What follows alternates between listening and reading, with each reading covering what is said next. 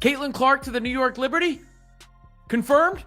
You guys? A photo circulating went viral of Caitlin Clark in the bowels of the Barclays Center with Liberty coach Sandy Brondello and Brianna Stewart and Sabrina. I'm telling you right now, Ellie was applying major pressure to get Caitlin Clark to come on to New York, and I think that'd be a great destination for y'all. I've been saying it, bruh. Caitlin Clark need to get the hell out of Indy, bruh. It ain't working. It ain't working. I think it's safe to say that the Liberty are currently running the full court press to try to get Caitlin Clark at some stage in her career. Do I think they'll get Caitlin Clark next year? No. Do I think it'll be the year after? No. Do I think at some stage they'll get Caitlin? The New York Liberty aren't just admiring Caitlin Clark from the sidelines. They're making moves. First, it was their mascot, Ellie, conducting a relentless charm offensive during All-Star Weekend, a cute but clear message. But now, they've escalated from playful flirting to a full-blown recruitment summit. This wasn't just a photo op, it was a recruitment billboard in motion, a full court press for the future of the league. The Liberty want Clark, they're not being subtle, and after the masterclass and chaos she's endured in Indiana, Clark might just be listening very, very closely. Whoa, league of my own, it don't get better, no. Poorly mascots, yes. The New York Liberty mascot, Ellie, was applying major pressure to Caitlin yesterday. I mean, she just could not stop messing with Caitlin. And I mean, it got so bad, Aaliyah Boston sitting next to Caitlin like this. Like all the people ain't just watching you just sit here and be all up in Ellie's face.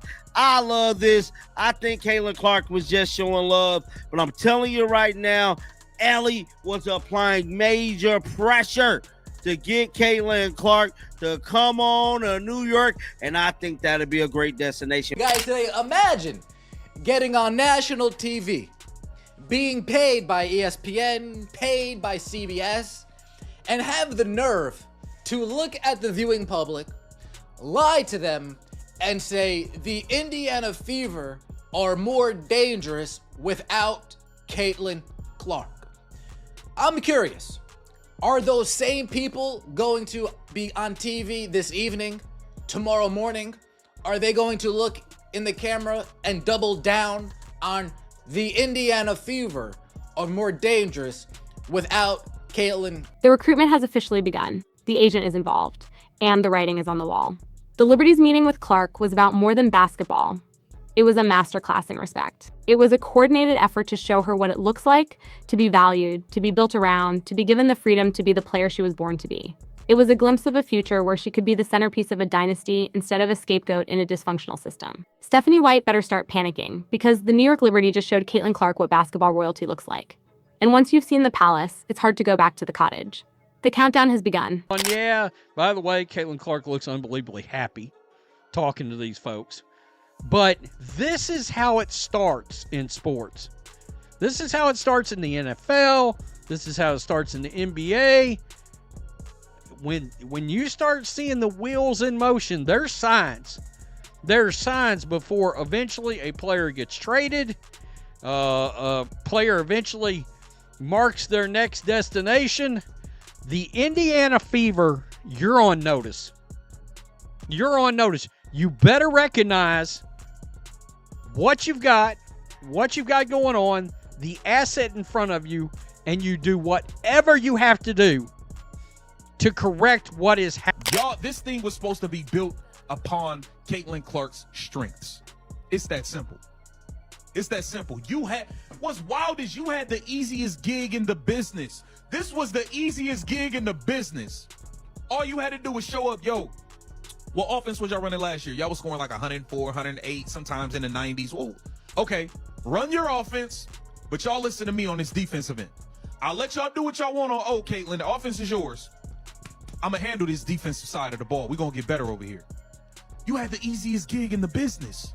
You went and blew it. You went and just made the job 10 times harder than... This is where the contractual chess match begins, and why that agent's presence was so critical. Clark is on a rookie contract that runs through 2027, but the WNBA's collective bargaining agreement is up for renegotiation, and this is the game changer. There is a serious, league-wide push to eliminate or drastically reduce the restrictive coring rules that have historically kept young stars chained to the often dysfunctional teams that drafted them. If those rules change, Clark would have unprecedented freedom and leverage to demand a trade or simply walk away. This isn't just a fan fantasy. There is a real, plausible legal and contractual path for her to force her way out of Indiana. Her agent's presence at that meeting proves they are doing their due diligence, exploring every angle, and laying the groundwork for a potential escape. I thought we started really well. I thought we were competitive. I thought we played with energy in the first 5 minutes. And then, when they kind of went on their first run, it kind of deflated us a little bit, which I'm not really sure why. But the offense, I think, for us, it starts on defense. And we, struggled, scouting report wise. We struggled personnel. We struggled to do what the coaches asked of us. And then, overall, we just played with more energy and effort. And, those are... One thing I like about the New York Liberty, they got a little run and gun in their offense. When I watched them the other day against the Aces, and Sandy does a wonderful job making that ball go. And it's fast-paced. They shoot threes. They allow Sabrina be Sabrina. She can shoot her threes. They're a very well-balanced team. They got a little inside, but they also got some outside too. And I can see why they won the championship. And I just hope that when Caitlin Clark feels and sees that, she goes, that's a good idea. This reality is undoubtedly causing Stephanie White to panic, and her actions are showing the cracks. Her coaching has been stubborn and ego-driven, rooted in an old WNBA mentality that no single player is bigger than the system. But her system is failing, and she knows it. The Ferrari metaphor has never been more apt. She was handed a generational talent and has proceeded to drive it like a Honda Civic, complaining about the loud engine and wondering why it doesn't have more cup holders. Her recent actions, getting fined for criticizing referees, her mysterious personal absences from games, and her increasing defensiveness in press conferences, are all clear signs of a coach who knows she's losing control of her team, and, more importantly, her franchise player. She is watching her one-way ticket to relevance openly flirting with the competition, and she has no one to blame but herself. WNBA last year was the first year in its 25, 30-year existence that it was profitable. Made $1 million. But it was the first time that it didn't lose money because the NBA supplements. When Caitlin Clark comes to town, you have to go from the 8,000-seat WNBA arena to the 30,000-seat whatever arena across town because of ticket sales and all of the apparel and all of this stuff that's coming from Caitlin Clark, and you're just like, okay, but the league is totally destroying her. They're trying to destroy her. But the Liberty have shown her love. We've seen that as a bit of a theme. There was the moment between Stewie and Clark when Clark came back from injury the first time, and then there were some nice words. I missed the moment myself of them posted up there for a second, but there were some nice words from Liberty coach Sandy Brondello that I did capture, and I thought they were... Enter the perfect suitor, a championship oasis in the Big Apple, led by the Stephanie White. The Liberty aren't just any team. They are the reigning WNBA champions and the antithesis of everything the Fever represent. Under Sandy Brondello, a superstar whisperer with a championship ring, they play a fast-paced, modern style of basketball that would unlock Clark's full potential. They lead the league in offensive rating and understand how to build a symphony of movement and modern basketball principles. Brondello has coached legends like Diana Taurasi and has won a title with Breanna Stewart. She doesn't just tolerate greatness, she cultivates it. And with Stewart and Ionescu locked in long-term, the Liberty are offering Clark the chance to form a devastating big three that would dominate the league for a decade. They don't need her to be a savior. They want her to be the final, glorious piece of a dynasty. I've never seen somebody fumble a incredible talent like this. Generational, once in a lifetime player like this. I've never seen somebody fumble the bag this easy. This was an easy bag. Stephanie White, this was an easy bag, bro. All you had to do was focus on the defense and let Caitlin handle the offense. But you're fixated on this trash offense you brought from Connecticut that nobody... For the people who don't believe in the CC effect, my precious CC, y'all ticket sales went from $262 to $121 to $64 to get in at the door. That is horrible. It decreased by 48%. You hear me? That is wild. So for all the ones who be hating on my precious CC, understand that Caitlin Clark effect is real.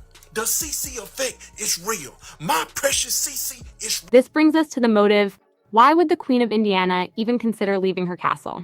Because the castle is a dysfunctional mess, run by a coach who seems committed to a toxic cocktail of mismanagement and stubborn ego. Stephanie White has spent the entire season trying to fit a circle into a square peg, forcing Clark into a slow, rigid half-court offense that is a relic from a basketball time capsule. It completely stifles her generational talent for pace, space, and creation. On top of that, the recurring soft tissue injuries Clark has suffered for the season after never missing a single game in her entire college or rookie year are a direct consequence of a system that puts her in harm's way and a coaching staff that fails to protect her from the league's relentless physicality. Add in the public disrespect, like White's dismissive reaction to her ESPY award, and the picture becomes clear. This isn't a developmental environment, it's a dysfunctional one, and she's justified in looking for an escape route. And it's the players, they can't handle the jealousy. Well, like, well, nobody knows the hell you are. Nobody knows you. They know Caitlin Clark. Like, you looking a gift horse in the mouth. And the WNBA, when they go for salary renegotiations and they get more money because of the viewers that Caitlin Clark brings in, they need to call Caitlin and say thank you for money, because if you... Let's break down the scene of the crime, because this was a heist in plain sight, a glimpse into a potential alternate reality for the WNBA's biggest star. The setting, a quiet tunnel in the bowels of the Barclays Center. The context, moments after the Liberty handed the Fever a crushing 98-77 beatdown, a game Clark had to watch from the sidelines with yet another injury. And who do we see? Caitlin Clark, not sulking, but all smiles, engaged in a deep and friendly conversation with the pillars of a championship franchise, Coach Sandy Brondello and superstars Brianna Stewart and Sabrina Ionescu. But the real linchpin, the detail that turns this from a friendly chat into a potential conspiracy, was the presence of her agent, Erin Kane, standing right there in the middle of it all. Let's be crystal clear. Agents don't just hang around for post-game pleasantries. Their presence signifies that business, in some form, is being discussed.